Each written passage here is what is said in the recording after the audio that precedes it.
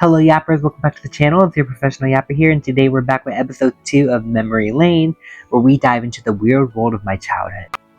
Episode 1, we dived into some weird reality shows from the Sci-Fi Network. Today we're diving into MTV, specifically their teen drama era from the 2010s.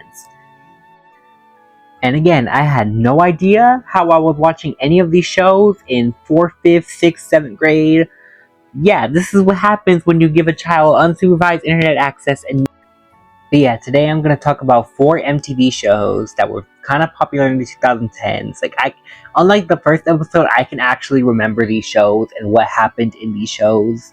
There is one show I'm not going to mention, but I felt like I should mention because it's popular. I just never seen it, and I know y'all are going to hate me for this. Teen Wolf. I have never seen an episode of that show a day in my life, but yeah, I know a lot of people love that shit.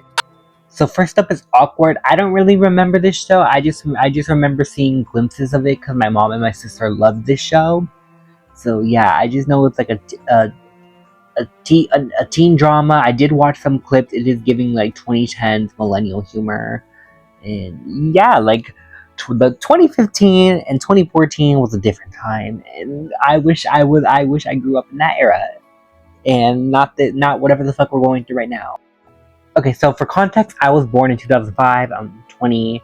The reason I made this series in the first place is because I'm just obsessed with everything late 2000s and 2010s. Like, I'm just obsessed with the 2010s. I wish I could go back, and yeah, like I miss that 2010s optimism when everything was happy, when everyone was happy, and the world was at peace, and everything was cheap. But back to this show, this shit, half the shit that MTV was airing back then could not be made today. She's ruining your life, she's ruining everyone's. You suck at being anorexic. Time to embrace bulimia. God would want me to overlook this. That's interesting. What is? You and God. Isn't he supposed to be all-knowing and kind? He is. Then why would he let Jenna kiss your boyfriend? You should stop listening to him and listen to me. Remember, God sold out his only son to die on a stick. Oop. Like, that shit is crazy. Like, we're not gonna talk about that because I'm a religious trauma girly, but yeah. And then now we're gonna move on to this show that also would not be made today, Faking It.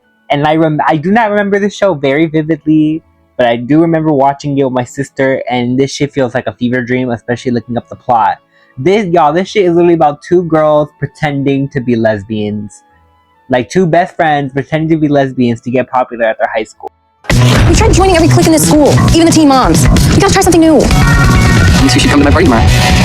They have your attention. 2 friends of ours are scared tonight. Afraid we'll reject them. You're gay. Excuse me? There's no shame. I'm not gay. Let's elect them homecoming queens. All hail queens. We're not gay. I don't even like looking at my own vagina. I don't know. Maybe we should see how this plays out. Anyone else think the lipstick one is kind of sexy? Straight guys love lesbians. Just watch any porno. Being gay is the best thing that ever happened to us. They're not really lesbians. They're just pretending to be so that all of you will like them. Karma, Amy, is this true? If we're faking it, would I do this?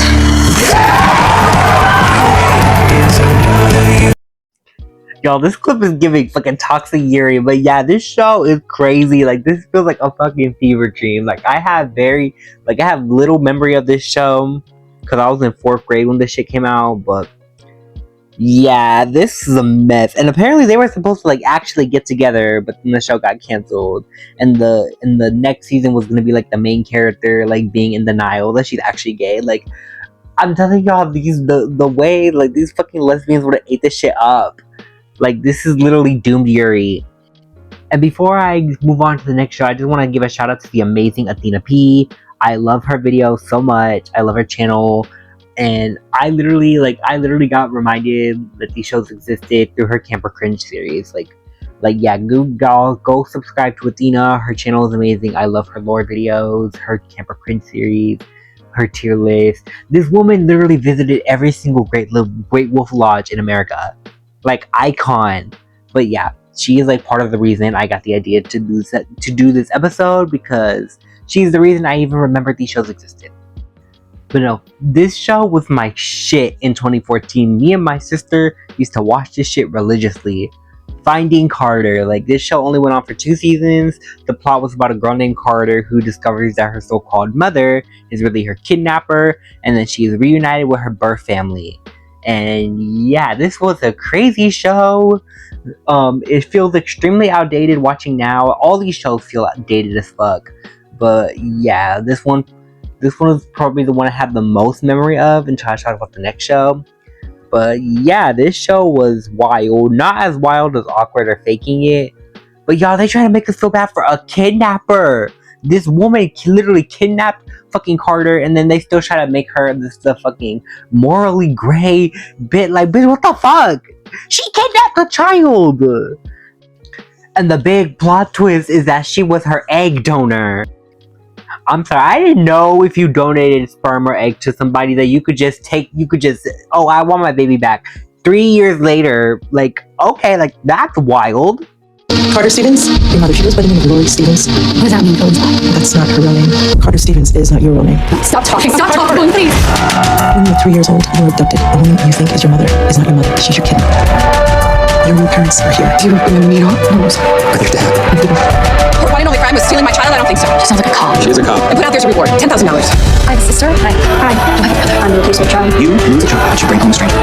So your family, do you like them? They're total strangers, right? But when the grandfather hugged me, it was like this spot in my brain just went frozen. Welcome home, baby girl. Happy she's gone, huh? Of course I'm happy. I don't know how happy she is, though. There are things you don't know. Things you should know. I am trying to get to know you, but you're doing everything you can to avoid me. Ain't anything you know about me at all. I want to do it all differently this time, Linda. You could start by calling me Carter. Yeah, this show was crazy. This is the first show that I ever liked to actually get canceled. Like, it's the first cancellation that I had to suffer through. And yeah, this would not be the last because so many shows I loved got unjustly canceled. And yeah, this show ended on a cliffhanger. Season 2 kind of derailed the show a little bit. So much shit happened. But yeah, Season 2 ended on a cliffhanger and got canceled. And this show, and that's really how it ended, with one of the lovable characters getting arrested. But no, whoever made the theme song ate, because this shit was a fucking bop. This shit ate. Pretending to not be alone. Emo ass song. Who the fuck is he? And why the fuck he ain't in my drawers yet? Cause, oh, bitch! He look fucking good. Who the fuck is that, y'all? Y'all say hi to my gay awakening. And the final show I'm going to be talking about today is Scream, the TV series. This is probably the one that I remember the most because it had 3 seasons. Third season was kind of a mess, but the first 2 were so good. I loved this cast, and I really want a crossover with the Scream movies at one point. But yeah, this is basically a TV adaptation of the film franchise Scream, but because of rights issues, they had to use a different mask, and they were refraining from using the name Ghostface. This revolved around a serial killer named Brandon James, who was a notorious serial killer in this town of Lakewood, who was killed by the police, but his memory still haunts this town, and 20 years later, somebody connected to him is seeking revenge. The second season ended on a cliffhanger. Well, no, there was a Halloween special after season 2, but it ended on a cliffhanger, and then season 3 was a whole new story with a whole new cast and the original Ghostface mask.